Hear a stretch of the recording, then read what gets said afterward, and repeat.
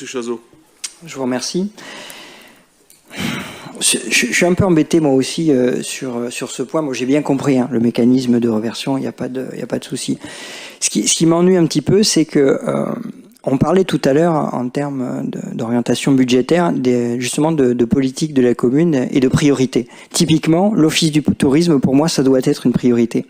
Et j'ai l'impression de constater que d'une part, on a effectivement les activités touristiques qui, on parlait de budget, qui permettent au rayonnement de la ville, mais sont aussi des sources de financement, essentiellement axées sur Carnon. On pourrait l'étendre aussi sur la question Mougio, mais ça c'est un autre sujet.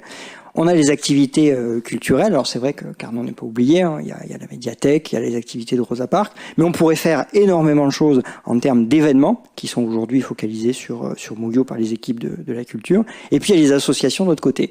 En termes de transversalité dont vous nous parlez souvent, j'ai pas l'impression qu'il y ait de convergence. Et précisément sur ce point. En parlant d'orientation budgétaire, ça illustre le propos que je voulais donner précédemment. Ce seraient des financements qui pourraient rester à l'Office du tourisme, même si j'ai bien compris qu'il y a la réciprocité et que ça bénéficie à l'ensemble de la commune, pour faire plus d'événements sur la partie de Carnon, parce que faire ce genre de délibération, à tort ou à raison, je rentrerai pas dans le débat, mais ne fait qu'alimenter un ressentiment sur certains habitants. Donc ce point-là, plus le fait que ce budget pourrait servir à faire plus d'événements sur le port de Carnon, je trouve un peu ça dommage. L'Office de tourisme, l'année dernière, je parle à la place de M. Belem parce que sa modestie l'empêcherait de le dire, a mis en place 2 événements majeurs. Lever l'encre, avec un festival littéraire de bande dessinée avec un partenariat avec la culture, avec la médiathèque. Ensuite, la fête de la mer avec une journée portes ouvertes avec tous les clubs. L'Office de tourisme, c'est un ensemblier. C'est lui qui, grâce aux compétences des différents secteurs sportifs, culturels, scolaires, met en place une animation ou une programmation de nature, j'allais dire, à nourrir la population carnonaise à l'année et distraire et nourrir les populations des visiteurs. J'allais dire, c'est une rampe de lancement, c'est un vecteur. Ça n'est pas lui le concepteur de tout cela. Lui, il s'occupe en fonction des saisons. Carnon est une ville de 4 saisons. On essaie de voir comment la croissance bleue peut être promue en partenariat avec le port. Comment la lecture peut être promue ou la culture avec, par exemple, le département pour lire à la mer, où c'est essentiellement la culture qui s'y emploie, mais pas que. La programmation qui est faite, j'allais dire, dans les animations, dans les accueils, et ensuite dans les rapports avec le commerce. M. Capelletti pourrait vous dire qu'il siège à l'Office de tourisme avec des acteurs qui ne sont pas que les acteurs municipaux. L'office est fait avec des professionnels. Il y a le patron du Neptune, il y a des plaisanciers, il y a des chefs d'entreprise, il y a des gestionnaires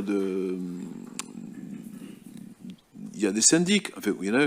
Donc, c'est-à-dire que c'est la vie tout court, la vie carnonaise, et ces composantes-là elles sont pas une chambre d'enregistrement, elles sont une force de proposition. L'office propose une programmation, propose de voir comment le tissu associatif réagit. Madame Gély n'est pas là, mais elle pourrait vous le dire. Comment le tissu commercial souhaite également s'impliquer, ce qui souhaite comme type d'animation. Comment les commerçants de la restauration veulent agir. Si vous voulez, c'est le Deus ex machina qui concocte tout cela et qui ensuite porte essentiellement sur Carnon, c'est vrai, mais pas que. Il est impliqué dans les visites culturelles du château des Comtes de Melgueil ou dans certaines animations. Il est sous les balades naturalistes, sur la découverte de l'étang avec les différents ateliers. Il n'est pas lui-même le concepteur et le promoteur d'une ingénierie qu'il ne possède pas, puisque les personnes qui sont là-bas sont des personnes qui conseillent les gens pour les séjours. Ce sont des personnes qui travaillent sur l'image, sur la digitalisation, la numérisation, la conception des supports pour faire savoir, qui travaille sur les partenariats avec l'aéroport, avec les autres offices de tourisme, pilotés par la région, pour justement une convergence de forces qui portent l'image de notre région.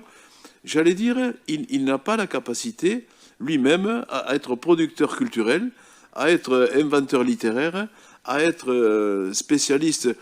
Il a été partenaire pour le Wingfoil Event au mois de septembre. Vous y étiez. Ça a eu un succès fou. Mais il a donné 10 ou 15 000 euros. Plus la logistique humaine. Donc, voyez-vous, l'office de tourisme, c'est ce qui fait que on a une dynamique qui se crée pour promouvoir pas que des manifestations, pas que des animations. Aussi le sens qui promeut également les vertus du territoire, qui parle aux usagers comment notre conception environnementale se décline sur la plage, ainsi de suite, qui travaille sur les mobilités. Enfin, je m'arrête là. Mais c'est bien le paradoxe, parce que je suis entièrement d'accord avec vous sur ce que vous venez de dire, sur le fait que cette promotion touristique, et c'est d'autant plus dommage que ce budget ne leur soit pas reversé, parce que justement, enfin pas reversé, puisqu'il est reversé à la commune, mais qu'ils puissent le conserver, parce qu'il pourrait faire d'autant plus. Et le sentiment que j'en ai, c'est que du coup, l'Office du tourisme est un peu le parent pauvre. C'est ça que je trouve un petit peu dommage.